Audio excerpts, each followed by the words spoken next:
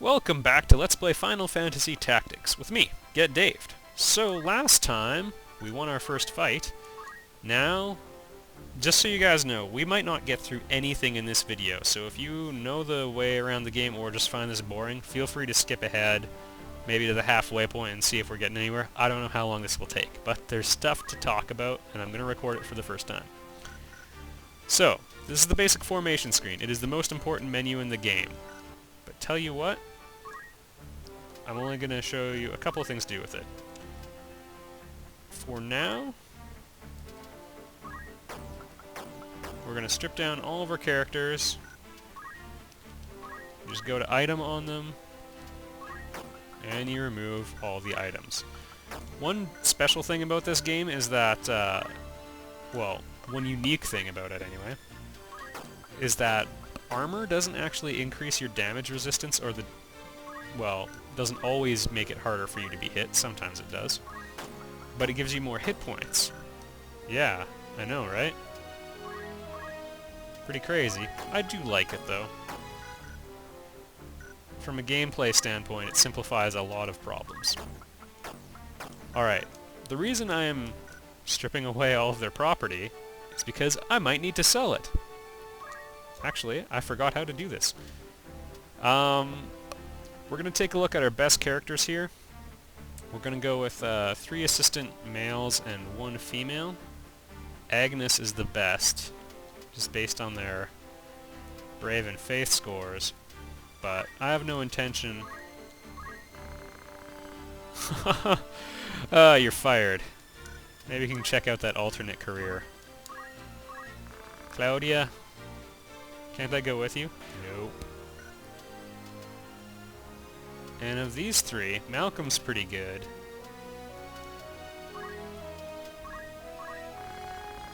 I thought we were friends. Look, I'm going on a dangerous journey. I can't have you around. I like how they make you feel guilty. Alright, the reason we did that is because we're going to go to the soldier office. Nope.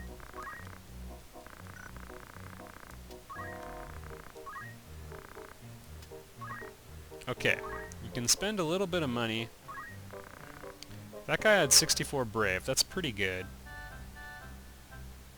Yeah, sure, I'll hire him. And his name is gonna be... Give yourself 1 point if you figured it out. This one's gonna be Get Daved!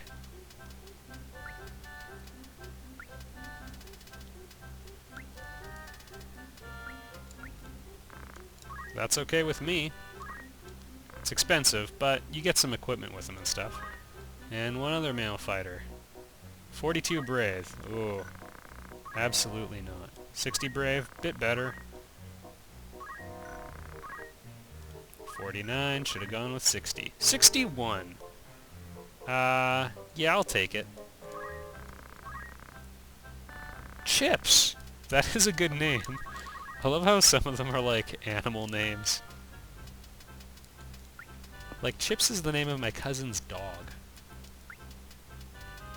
I guess it's conceivable that someone would have the name Chip as like a nickname or something. Or as like a celebrity kid. Sorry if I offended you and your name is Chips. But I mean, I can't have been the first. Alright, actually I'll show you the bar real quick. Walk in. I really like the art and the music. I could relax to that. So, for more fun with the story, you can find out about the rumors and everything. But most of the time they just sort of, like, tell you a little bit more about the game story. Like, we could read through the entire 50-year war, but I'll tell you about it. That's what I'm here for. If you want the full picture, just play the game. Alright, I'm going to show you that in 1 more second. Sorry about the relative inefficiencies in a few spots. Alright, Get Daved and Snapwave.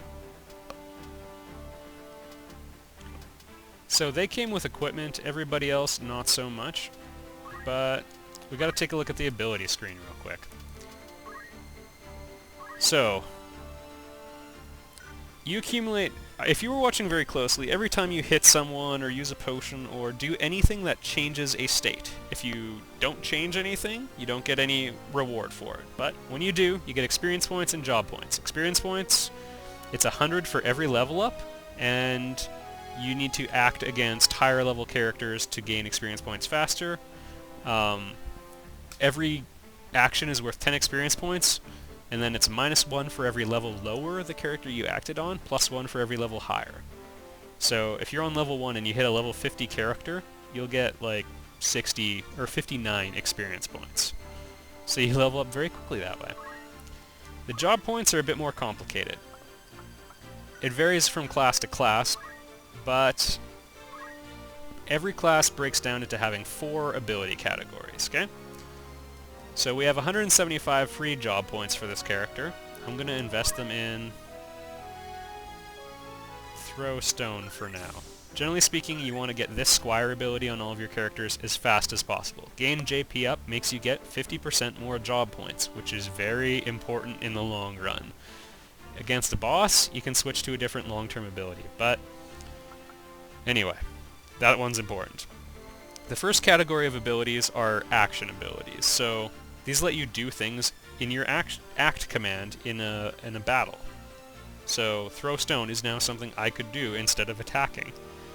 Reaction abilities are done in response to something done to you. So if someone attacks you and you have the counter tackle ability set, you will use the dash attack on them as a response. The probability of it happening is equal to your brave, which is why you want high brave stats, because you want your characters to do this every time. These are persistent abilities, they always are on. So gain JP up you always have on. It's triggered by when you do stuff, but they're just always relevant.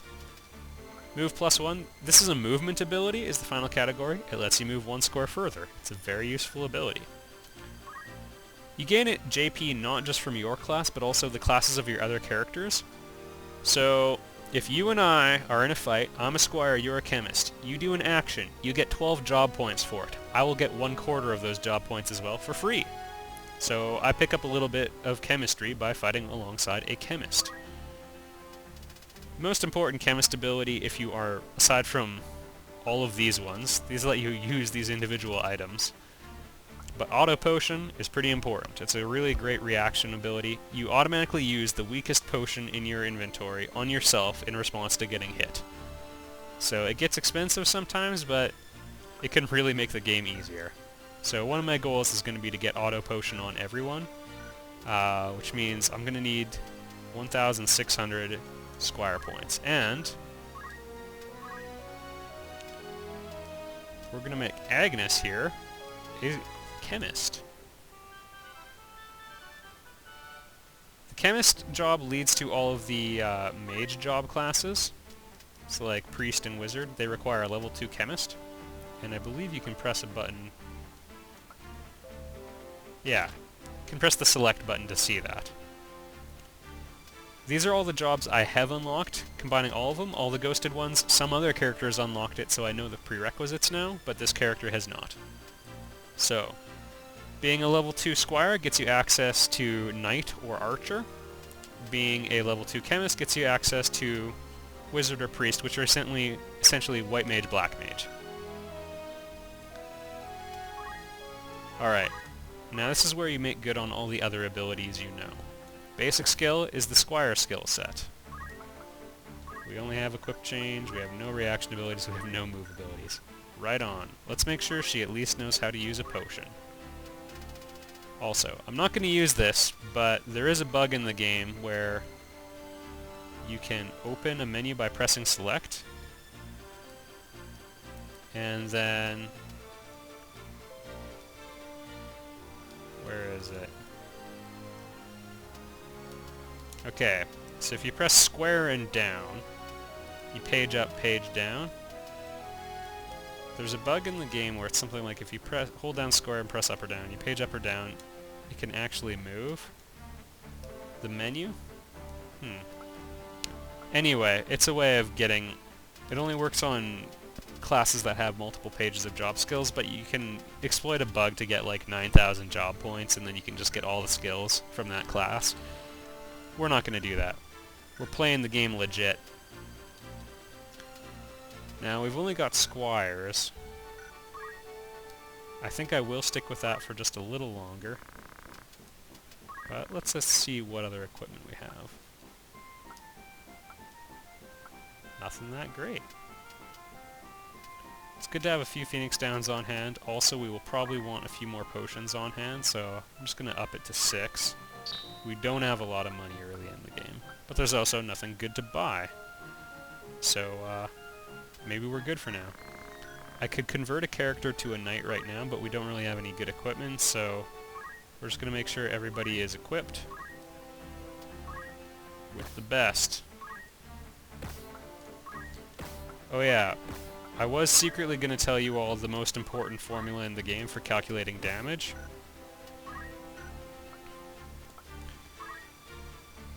It goes something like this. Sword strength times your character's physical attack power. So if you see by the sword on the stats gauge, Rams has got an attack of 5. Let's use someone else's example. The Lita has a physical attack of 6 and a broadsword. 6 times 4 is 24. By default, he's going to do 24 damage. There's that zodiac circle thing I was telling you about before, which can influence it up to, by increasing it up to, I believe, 1/3 or maybe even 50%, and down by a similar amount.